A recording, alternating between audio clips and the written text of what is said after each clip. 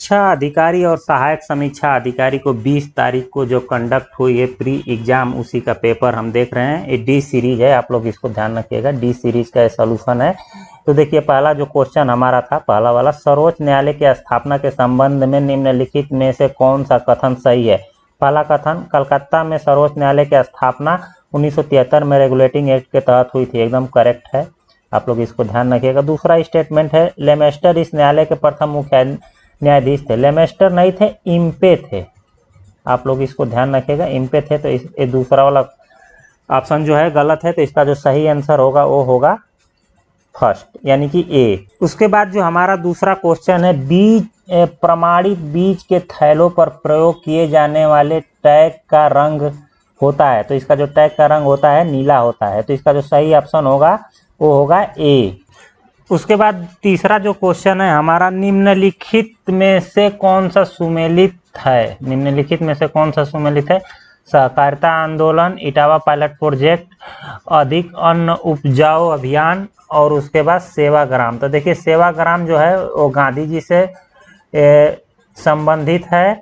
अधिक उपजाऊ अभियान ये ब्रिटिशर ने शुरू किया था। इटावा पायलट प्रोजेक्ट अल्बर्ट मायर ने शुरू किया था। तो इसका जो सही आंसर होगा वो होगा बी। उसके बाद जो हमारा चौथा क्वेश्चन है, निम्नलिखित में से कौन उत्तर प्रदेश में सर्वाधिक फसल क्षेत्र के अंतर्गत सुमेलित नहीं है। तो देखिए सरसों जो है आगरा और मथुरा में सबसे ज़्यादा अच्छा पाया जाता है। आलू जो है फर्रुखाबाद में पाया जाता है, और जो तिल का उत्पादन होता है वो हमीरपुर में होता है। तो इसमें जो सुमेलित नहीं है वो है मक्का। मक्का जो है वाराणसी में बहुत ज़्यादा नहीं पाया जाता। इसका जो सही आंसर होगा वो होगा सी। उसके बाद देश की पहली इंटरसिटी इलेक्ट्रिक बस की सेवा 2020 में पब्लिक प्राइवेट पार्टनरशिप साझेदारी मॉडल के अंतर्गत शुरू करने वाला राज्य था महाराष्ट्र। मुंबई और पुणे में शुरू की गई है, तो इसको ध्यान रखिएगा। इसका जो सही आंसर होगा वो होगा ए। उसके बाद जो हमारा छठा क्वेश्चन है, आप लोग देख रहे हैं, deposit insurance and credit guarantee insurance निगम के संदर्भ में निम्नलिखित में से कौन सा कथन सही है। तो देखिए ये भारतीय रिजर्व बैंक का एक सहायक है, यानी कि एक सब्सिडियरी अलायंस है, और ये 5 लाख की जमा इसके द्वारा बीमित है। तो इसका जो सही आंसर होगा वो होगा सी, यानी कि दोनों सही हैं।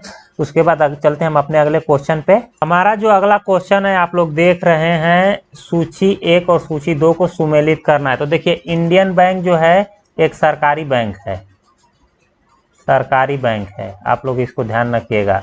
आईसीआईसी जो है एक प्राइवेट बैंक है, यानी कि निजी बैंक है। सिटी बैंक जो है एक विदेशी बैंक है, आप लोग इसको ध्यान रखिएगा। और सारस्वत बैंक जो है एक सहकारी बैंक है। तो इसका जो सही आंसर होगा, आप लोगों को पता है, इसका जो सही आंसर होगा वो होगा डी, यानी कि इसका जो 7वें का जो सही आंसर होगा वो होगा डी। उसके बाद जो 8वां हमारा क्वेश्चन है, आप लोग यहाँ देखिए, नीचे 2 कथन दिए गए हैं। तो देखिए पहला क्या कथन है, ऑपरेशन ट्विस्ट के अंतर्गत आरबीआई एक ही समय में अल्पकालिक प्रतिभूतियों को बेचकर दीर्घकालिक प्रतिभूतियों को खरीदता है, एकदम सही है। इस ऑपरेशन का मुख्य उद्देश्य है निवेश को बढ़ाना है, एकदम दोनों सही है।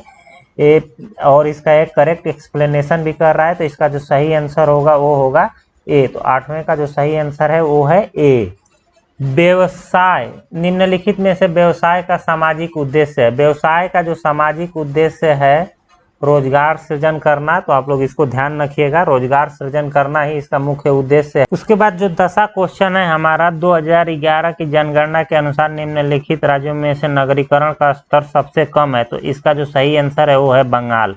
देखिए आंध्र प्रदेश और बंगाल में थोड़ा सा अंतर है, तो बंगाल आंध्र प्रदेश से नीचे। तो इसका जो सही आंसर होगा वो होगा डी। निम्नलिखित राज्य केंद्र शासित प्रदेश राज्यों में जरावा जनजाति कहाँ पाई जाती है, क्या फिर कहाँ निवास करती है। तो इसका जो सही आंसर होगा वो होगा डी। अंडमान निकोबार द्वीप में जरावा जनजाति पाई जाती है। तो 11वें का जो सही आंसर होगा वो होगा डी। सूची 1 और सूची 2 को सुमेलित कीजिए। तो देखिए गुरु महिसानी जो है लौह अयस्क के लिए फेमस है, गुरु महिसानी जो लौह अयस्क के लिए फेमस है। तलचीर जो है कोयला के लिए फेमस है। जादूगुड़ा जो है वो यूरेनियम के लिए फेमस है, यूरेनियम के लिए। और जावर जो है वो जस्ता के लिए फेमस है। तो जो इस हमारा जो सही आंसर होगा इसमें आप लोग देखिए, गुरु महिसानी यानी कि 3, दूसरे का 4 और 2 1, यानी कि सी आंसर इसका सही होगा। तो हमारा जो 12वें क्वेश्चन का सही आंसर है वो है सी। भारत में मानसून की उत्पत्ति निम्नलिखित कौनों के द्वारा होती है? तो देखिए साउथ वेस्ट मानसून से होती है। ये साउथ है, ये वेस्ट है, तो साउथ वेस्ट मानसून से होती है। तो इसका जो सही आंसर होगा वो होगा ए। निम्नलिखित में से किस राज्य से कर्क रेखा नहीं गुजरती है? तो देखिए छत्तीसगढ़ से गुजरती है, त्रिपुरा से गुजरती है, मिजोरम से गुजरती है, मणिपुर से नहीं गुजरती है। तो इसका जो सही आंसर होगा वो होगा सी। 15वें क्वेश्चन में देशों का नाम दिया है और राजधानियों को मैचिंग करने के लिए दिया है। तो आप लोग देखिए म्यांमार की राजधानी यंगून है, कंबोडिया की राजधानी नामपेन है, वियतनाम की राजधानी हनोई है और लाओस की राजधानी वियेनटिएन है। आप लोग इसको ध्यान रखिएगा। तो इसका जो सही आंसर हो जाएगा 4 3 4 3 1 2, यानी कि इसका जो आंसर होगा सही आंसर होगा 15वें का सी। उसके बाद अगला क्वेश्चन भी हमारा सुमेलित करने का है। शहरों का नाम दे रखा है और नदियों का नाम दे रखा है। तो देखिए जो सत अल अरब है इसके किनारे पे बसरा शहर बसा हुआ है।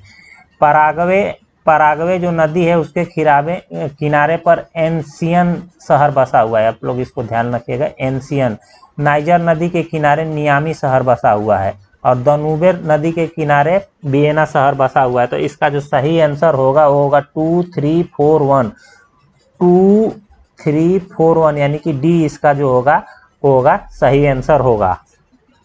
जुलाई 2020 में भारत सरकार द्वारा शुरू किया गया प्रेरक दौड़ सम्मान निम्नलिखित में से किससे संबंधित है? तो ये संबंधित है अपशिष्ट प्रबंधन एवं शहरी स्वच्छता को लेके स्वच्छ सर्वेक्षण का, जब स्वच्छ सर्वेक्षण की रैंकिंग का जो अवार्ड दिया गया था उसी के समय इसको शुरू किया गया। तो इसका जो सही आंसर होगा वो होगा सी।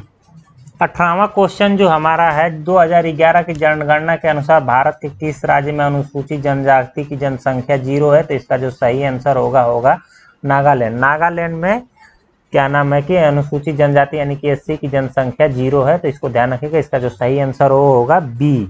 उसके बाद जो 19वां क्वेश्चन है हमारा, भारत सरकार द्वारा निम्नलिखित द्वारा जुलाई जून में मनाया गया संकल्प पर्व मनाया गया था। तो ये मनाया गया था वृक्षारोपण के लिए। आप लोग इसको ध्यान रखिएगा, वृक्षारोपण के लिए मनाया गया था। तो इसका जो सही आंसर होगा वो होगा ए। नीली क्रांति निम्न में से किससे संबंधित है? नीली क्रांति निम्न में से किससे संबंधित है? तो मछली उत्पादन से संबंधित है, ब्लू रिवॉल्यूशन। आप लोग इसको ध्यान रखिएगा।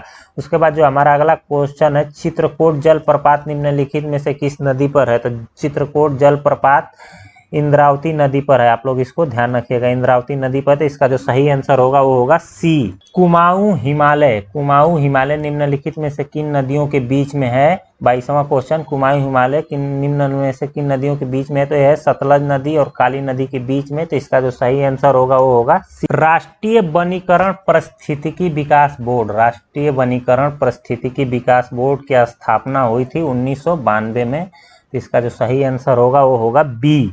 24वां क्वेश्चन जो हमारा है, निम्नलिखित में से कौन एक 29 जून 2020 को मनाए गए सांख्यिकी दिवस का थीम है? तो इसका जो सही थीम था सस्टेनेबल डेवलपमेंट गोल, यानी कि सतत विकास लक्ष्य। तो इसका जो सही आंसर होगा वो होगा डी।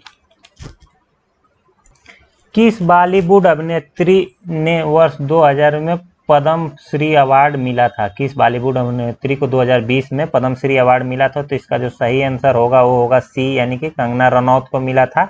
उसके बाद जो हमारा 26वां क्वेश्चन है, जनवरी 2020 में कितने पद्म विभूषण पुरस्कार मरणोपरांत दिए गए थे? तो ये हमारे 4 ऑप्शन दिए हुए हैं, आप लोग देख सकते हैं यहाँ पे। इसमें 4 जो ऑप्शन दिए हुए हैं तो उसका जो सही आंसर होगा वो होगा ए, यानी कि 4। 4 लोगों को मरणोपरांत मिला था, क्या नाम है कि पद्म विभूषण अवार्ड। तो आप लोग इसको ध्यान रखिएगा, इसका जो सही आंसर होगा वो होगा ए। उसके बाद 27वां क्वेश्चन जो है हमारा, आप लोग यहाँ पे स्क्रीन पे देख रहे हैं, अंतर्राष्ट्रीय ओलंपिक समिति द्वारा coaches life time achievement award 2020 से सम्मानित किए गए।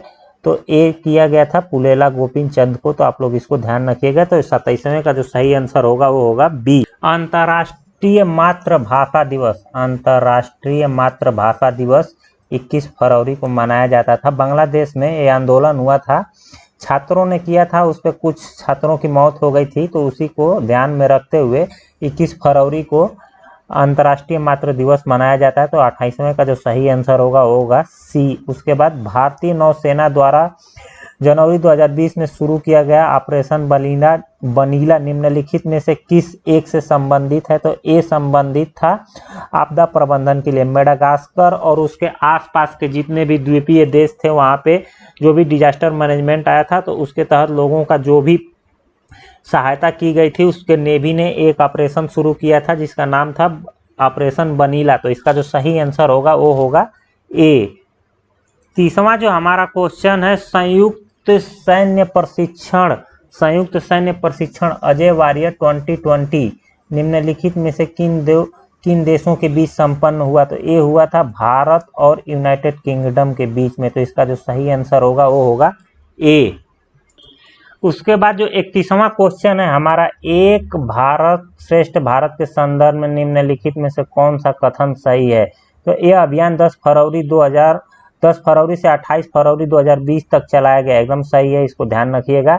इसका उद्देश्य देश के विभिन्न सांस्कृतिक गतिविधियों एवं राष्ट्रीय एकता को मजबूत करना, ये भी सही है। तो इसका जो सही आंसर होगा वो होगा सी। उसके बाद देखिए कारपेट की कूट भाषा ये लिखा है। तो देखिए ये देखिए पहले आप लोग ध्यान रखिएगा, इसको ले लिया है और इसको ले लिया है। तो पहले क्या कर रहा है, इसमें लिख रहा है तो पहले इसको लिख रहा है इधर से, फिर इसको लिख रहा है, फिर इसको लिख रहा है। तो उसी तरह इसको जब बदल के लिखेगा तो इसका जो सही आंसर वो होगा 32 का जो होगा वो होगा सी। तो आप लोग इसको ध्यान रखिए। उसके बाद एक रेलगाड़ी 30 मिनट विलंब से चल रही है, ठीक है, आगे वह प्रत्येक मिनट में 3 सेकेंड विलंब हो रही है। तो बताइए रेलगाड़ी कितने मिनट के बाद 1 घंटा विलंब हो जाएगी? तो इसका जो सही आंसर होगा वो होगा ए। 1140 मिनट के बाद वो पूरा 1 घंटा विलंब हो जाएगी, यानी कि 19 घंटा बाद वो 57 मिनट विलंब होगी या 3 मिनट पहले से विलंब है, यानी कि 60 मिनट, यानी कि 1 घंटा वो विलंब हो जाएगी 19 घंटे बाद। उसके बाद जो इसका जो सही आंसर है आप लोग ध्यान रखिएगा, ABCD में जैसे आप लोग क्रम में A को 1 देते हैं, B को 2 देते हैं, तो उसको उल्टा कर दीजिए, Z को 1 दीजिए, Y को 2 दीजिए। तो उस तरीके से अगर करके अगर इसको सॉल्व करेंगे तो इसका जो सही आंसर आएगा वो आएगा ए, यानी कि 34वें का सही आंसर होगा ए। उसके बाद 35वां जो है 3 दिसंबर 2000 को रविवार था, तो 3 जनवरी 2001 का कौन सा दिन होगा? तो होगा बुधवार। आप लोग इसको ध्यान रखिएगा। स्वप्न का जैसे संबंध वास्तविकता से है उसी प्रकार मिथ्या का संबंध किससे होगा? तो देखिए जब स्वप्न को हम लोग वास्तविकता में मतलब सोचते हैं या फिर संबंध दिखाते हैं, उसी तरह मिथ्या बोल के हम उसे सत्य साबित करने की कोशिश करते हैं। तो इसका जो सही आंसर होगा वो होगा बी। उसके बाद जो 37वां क्वेश्चन है हमारा, रिक्त स्थानों पर कौन सी संख्या आएगी? तो देखिए 7 दूनी 14 और 4 18, 18 दूनी 36 और 4 40, 40 दूनी 80 और 4 84। तो इसका जो सही आंसर होगा वो होगा 84। तो आप लोग इसको ध्यान रखिएगा, इसका जो सही आंसर होगा बी।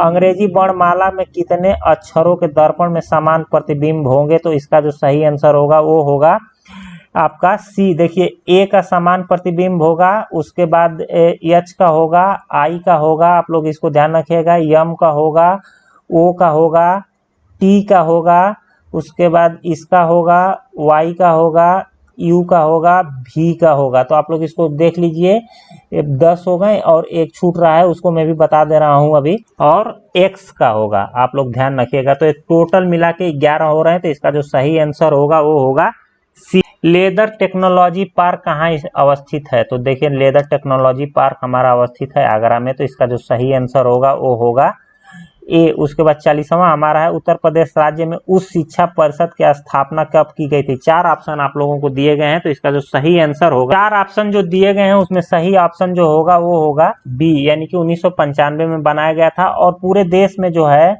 पहली बार 1988 में आप लोगों को बनाया गया था, वेस्ट बंगाल में जो पहला बनाया गया था। तो आप लोग इसको भी ध्यान रखिएगा। उसके बाद जो चौथा क्वेश्चन है, कौन सा सुमेलित नहीं है? तो आप लोग ध्यान देखिए कौन सा सुमेलित नहीं। IIVR का मतलब है Indian institute of vegetable research. तो इसका जो हेडक्वार्टर या फिर जो भी इंस्टीट्यूट यहाँ पे स्थित है ये बनारस में स्थित है, आप लोग ध्यान रखिएगा, वाराणसी में स्थित है। तो सुमेलित नहीं पूछा, तो इसका जो सही आंसर वो होगा ए। उसके बाद 42वां क्वेश्चन है, निम्नलिखित युगों में से कौन सा सुमेलित नहीं है? तो ये सुमेलित नहीं है बी, यानी कि पीतल और उसकी मूर्तियां जो है मथुरा में नहीं बनती हैं, वो बनती हैं मुरादाबाद में।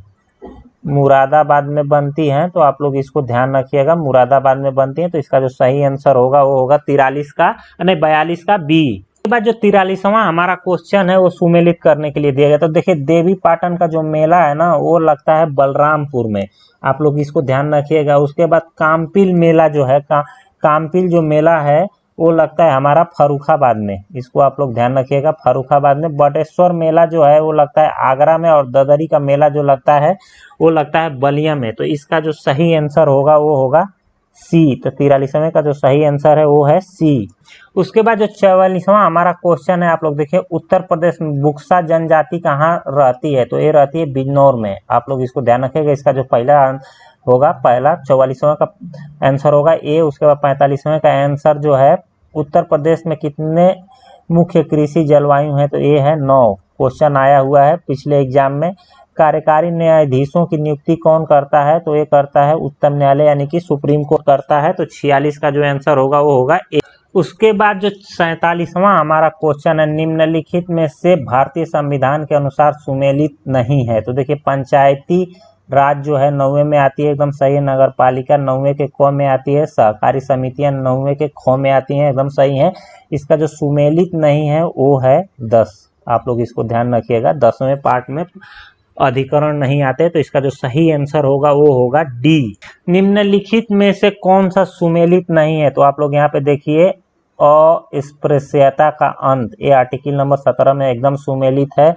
धर्म की स्वतंत्रता आर्टिकल नंबर 25 में सुमेलित है। अल्पसंख्यक हितों का संरक्षण आर्टिकल नंबर 29 में सुमेलित है। जो ए वाला है ना, ह्यूमन ट्रैफिकिंग एवं बाल संरक्षण, ये आर्टिकल नंबर 23 में आता है और ए नहीं आता है। तो इसका जो सही आंसर होगा इसका वो होगा बी, आप लोग इसको ध्यान रखिएगा। उसके बाद चलते हैं हम अपने अगले क्वेश्चन पे।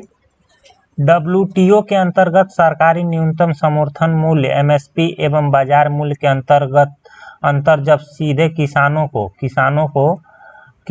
को भुगतान किया जाता है तो उसे कहा जाता है, तो इसका जो कहा जाता है वो कहा जाता है हरा बाक्स सहायता। तो आप लोग इसको ध्यान रखिएगा, हरा बाक्स सहायता कहा जाता है। हाल ही में केंद्रीय बजट 2020-21 में निम्नलिखित किस योजना में बजट आवंटन 2000 की तुलना में कम कर दिया गया था? तो इसको जो कम कर दिया, राष्ट्रीय गंगा सफाई योजना में कम कर दिया गया था। तो इसको ध्यान रखिए। निम्नलिखित उपायों पर विचार करें जिन्हें RBI अर्थव्यवस्था में मुद्रास्फीति को नियंत्रण करने में प्रयोग में लाता है। तो देखिए, बैंक दर को कम करता है, उसके बाद नगद आरक्षित अनुपात में वृद्धि कर देता है और बैंक दर में वृद्धि कर देता है, संवैधानिक तरलता अनुपात में वृद्धि कर देता है। तो इसका जो सही आंसर होगा वो होगा बी। 51 का जो सही आंसर होगा वो होगा बी। भारतीय राष्ट्रीय कैलेंडर का प्रथम महीना कौन सा है? तो इसका जो प्रथम महीना है वो है चैत्र का। नवरात्रि को सरस्वती पूजा के रूप में निम्न में से किस राज्य में मनाया जाता है? तो 53 का जो सही आंसर होगा वो होगा सी, यानी कि तमिलनाडु में मनाया जाता है। नवरात्रि में सरस्वती पूजा मनाया जाता है, तो इसका जो सही आंसर होगा वो होगा सी। उसके बाद चलते हैं हम अपने अगले क्वेश्चन पे।